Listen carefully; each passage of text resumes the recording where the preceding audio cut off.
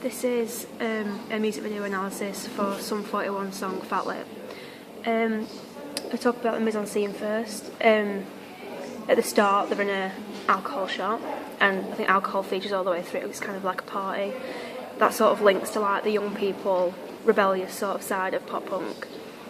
There's a lot of people looking punk with the clothing and things. They're wearing dark colours and band t-shirts and spiked up hair, sort of like the generic sort of 90s punk.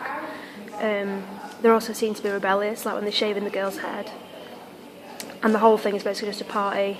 The band obviously still shows at the punk, but there's sort of pop element of partying and having a good time.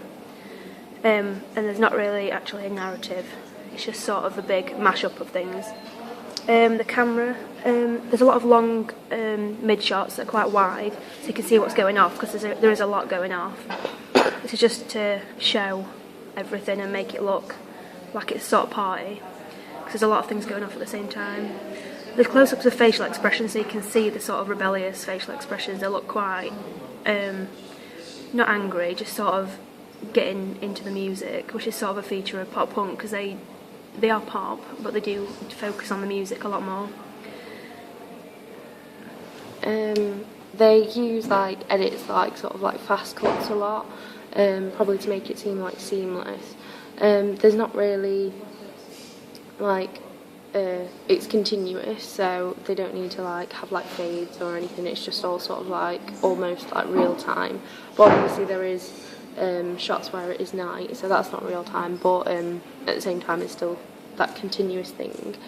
There's also slow motion shots, which doesn't really create verisimilitude, but it does work in that context, because it's like showing things that are happening, like slowing down this whole party thing and showing like key things.